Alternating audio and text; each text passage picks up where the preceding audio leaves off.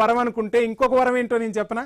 అక్కడ గనుల శాఖ మంత్రిగా తెలంగాణకు చెందిన వ్యక్తి ఉండటం కూడా నిజంగా మనకు చాలా ప్లస్ పాయింట్. ఎందుకంటే ఈ ప్రాంత స్థితిగతులు తెలిసిన వ్యక్తి, చాలా సౌమ్యుడు. సిరులగని సింగరేణికి సంబంధించి లాభాల బాట పట్టించాలి అంటే ఆయన ఏదైనా చేయగల సమర్థుడు. అక్కడ మోడీకి డైరెక్ట్గా చెప్పగలడు. కొద్దిసేపటి క్రితం నేను ఒక ఆర్టికల్లో చదివిన మాట చెప్తాను. ఒక శేషధార, ఒక రకంగా విస్తుపోయే నిజం ఇది. ప్రతి వారం కూడా ప్రధాని మోదీ బొగ్గు గనులకు సంబంధించి సమీక్షా సమావేశం జరుపుతారట. ఆ సమావేశానికి కిషన్ రెడ్డి గారు అటెండ్ అవుతూ ఉంటారట. మరి ఇంత అటెండ్ అవుతూ ఉంటే ఇంత కుంభకోణం జరుగుతుంది, ఇంత వ్యవస్థ ఇదవుతూ ఉంది, అందులోనూ కేంద్ర ప్రభుత్వానికి కూడా వాటా ఉంది. మరి ఎందుకు చర్యలు తీసుకోవట్లేదు సార్? ఒకటండి శేష సార్, ఏంటి ఒక్క నిమిషం. సైదిరెడ్డి గారు ఒక్క మాట. ప్రతి వారము సమీక్ష జరిగేది దేనికంటే ఎన్ని బొగ్గు గన్లను ఇంకా వేలం వేయాలి. ఇప్పటికే 500 బొగ్గు గన్లను వేలం వేశారు. 2014 నుంచి ఇప్పటి వరకు 500 బొగ్గు గన్లను వేలం వేస్తే ప్రభుత్వానికి వచ్చిన ఆదాయం ఎంత తెలుసా వంశీ? 2 లక్షల కోట్ల అక్షరాలు. రైట్. యా, సైదిరెడ్డి గారు ప్లీజ్ కంటిన్యూ. ఇప్పుడే మంచిగా చెప్పారు మన విశ్వేశ్వర గారు. 2 లక్షల కోట్ల ఆదాయం వచ్చింది. అది మోడీ గారికో కిషన్ రెడ్డి గారికి వచ్చిన ఆదాయం కాదు, తెలంగాణ ఇండియాకి వచ్చిన ఆదాయం. దాంతో ఈ రోజు అభివృద్ధి పనులకి ఒకటి మనం ఫస్ట్ నుంచి తీసుకుంటే మైనింగ్ అనేది ఒక పెద్ద స్కామ్. ఇంతకు ముందు ఏ గవర్నమెంట్ ఉన్నా, ఎప్పుడు మనం దాసరి నారాయణరావు గారు కానీ చూసినాం, తర్వాత చూసినాం, మైనింగ్ లో జరిగినన్ని స్కాములు ఎప్పుడు జరిగి ఉండవు ఈ దేశ చరిత్రలో. ఎంతసేపు దాని సంపాదనకి ఒక మార్గం గవర్నమెంట్ కి. అయితే గత 12 సంవత్సరాలుగా ఫస్ట్ మోడీ గారు వచ్చినాకనే ఓపెన్ ఆక్షన్స్ ఒక కట్టుబెట్టడాన్ని తీసేసిండ్రు. కంప్లీట్ గా ఏదున్నా ఓపెన్ టెండర్స్, ఓపెన్ ఆక్షన్స్ పెట్టింది ఈ గవర్నమెంట్ వచ్చినాకనే. అది ఎవరన్నా అవునన్నా కాదన్నా అందరికి తెలిసిన సత్యం. రెండోది, ఇప్పుడు మీరు అంటా ఉన్నారు ఏది సింగరేణి గురించి. ఎక్కడి ఈ రోజు ఈ గవర్నమెంట్ కి ఏ ఆదాయం, ఇంతకు ముందు ఏంటంటే వచ్చిన ఆదాయం అంతా ఒక 60% చేతులలో జేబులకు పోతే 40% గవర్నమెంట్ కి ఉండేది. ఇప్పుడు ఆ పరిస్థితి చేసిండ్రు. అందుకనే నిన్న మన కిషన్ రెడ్డి గారు ఓపెన్ గా ఛాలెంజ్ చేసిండ్రు. ఒకవేళ మీరు నిజంగానే దమ్ము ధైర్యం ఉంటే మా దగ్గరకు వచ్చి రండి, మీరు ఎక్కడ కూర్చుందాం, చర్చ పెడదాం అని చెప్పిండ్రు.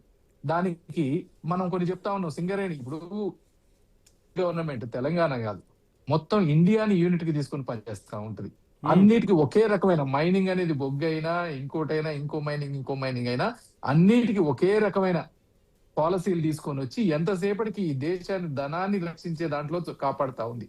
దానికి తగ్గట్టే చేస్తా ఉన్నాం.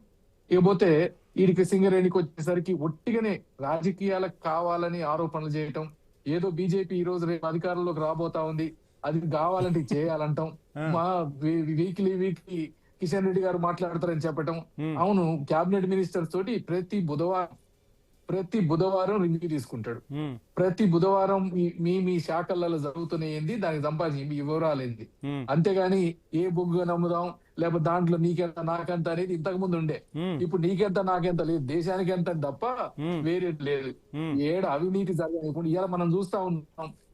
ఆంధ్ర ఇక్కడ సైదిరెడ్డి గారు ఒక చిన్న సబ్మిషన్. ఇంత వివరంగా ఇంత ప్రతి బుధవారం కూడా సమీక్షలు జరుగుతూ ఉంటే సింగరేణికి సంబంధించి గత బీఆర్ఎస్ ప్రభుత్వం అవినీతి చేసింది చాలా అంశాల్లో. ఇందాక నేను మీకు చెప్పిన అంశాలన్నీ కూడా మీరు వినే ఉంటారు. ఆ అంశాల్లో స్కాములు జరిగాయి. ఇప్పుడు నైని బ్లాక్ కు సంబంధించి పెద్ద ఎత్తున అవినీతి ఆరోపణలు ప్రస్తుత ప్రభుత్వంపై వినిపిస్తున్నాయి. ఎందుకని ఒక దర్యాప్తు చేయలేకపోతున్నారు అండ్ ఒక యాక్షన్ తీసుకోలేకపోతుంది? మీకు వాటా ఉంది అండ్ గనుల శాఖ మంత్రిగా కిషన్ రెడ్డి ఉన్నారు అక్కడ, ఎందుకని ఒక యాక్షన్ తీసుకోలేకపోతున్నారు? అంటే ఇప్పుడు మీరు చూస్తా ఉన్నారు, ఎవరైతే సీఎం గారు బామ్మరిది అప్పుడైనా ఇప్పుడైనా అదే బామ్మరిది ఉన్నాడు అన్నిట్లల్లో. అప్పుడు లిక్కర్ కుంభకోణంలో ఉన్న అదే బామ్మరిది ఉన్నాడు. మళ్ళీ ఇప్పుడు వచ్చేసరికి దీంట్లోకి వచ్చినాక ఈ నైనిటాల్ స్కాములలో అట్లే ఉన్నారు. అయితే దీంట్లో మన సింగరేణికి వచ్చేసరికి 51% మనం ఉంటే, తెలంగాణ స్టేట్ ఉంటే 49% కేంద్ర ప్రభుత్వం ఉంది.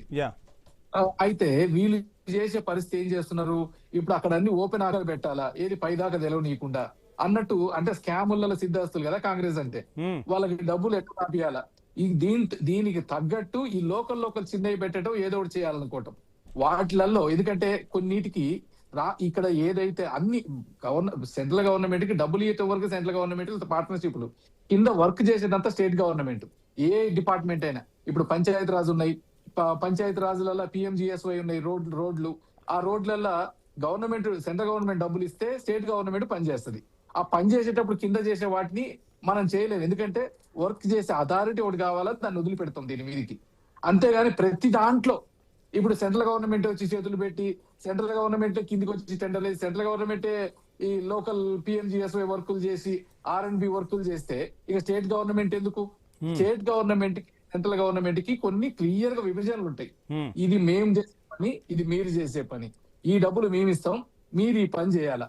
అంటే డబ్బులు ఇవ్వటంతోనే కేంద్ర ప్రభుత్వం ఆజమాయిషీ, కేంద్ర ప్రభుత్వ పని అయిపోయిందా? ఆ డబ్బు సక్రమంగా వినియోగించబడుతుందా లేదా అనేది కూడా చూడాలి కదా. కాగు నివేదికలు కూడా వస్తూ ఉంటాయి కదా, ఆ కాగు నివేదికలు వచ్చిన తర్వాత యాక్షన్ తీసుకోవాల్సిన బాధ్యత ఎవరికి ఉంటుంది సార్?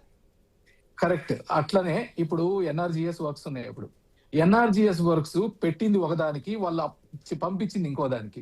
ఏమైతున్నాయి, ప్రతి దాన్ని ఫ్రీ బీస్ ఎక్కువైపోయినాయి రాష్ట్రాలలో. మేము పోయి ఇండ్లు ఇస్తామని డబ్బులు తీసుకొని వస్తారు, ఆ ఇండ్ల డబ్బులు ఇంకొక పక్కకు మారుస్తారు, లేకపోతే ఇంకొక దానికి తీసుకొని వస్తామంటారు, తీసుకొచ్చి ఇష్టం వచ్చిన వాడికి పెట్టుకుంటా ఉంటారు. వీటి మీద ఇన్స్పెక్షన్స్ వేసి ఆపింది కొన్ని. ఆపితే ఇంకొక గొడవ ఏమని, మాకు రావాల్సిన డబ్బులు ఆపుతుండ్రు, మాకు రావాల్సిన డబ్బులు చేస్తా లేదు. ఇంకొకటి కొన్ని కాంట్రాక్ట్లల్లా ఏమంటారు, మేము 40%, మీరు 20% స్టేట్ గవర్నమెంట్ ఇవ్వండి, 80% మేము ఇస్తాం, ఎందుకంటే మీరు బాగా ఉండాలి కాబట్టి. అయితే ఆ 20% కూడా పెట్టే పరిస్థితి లేరు.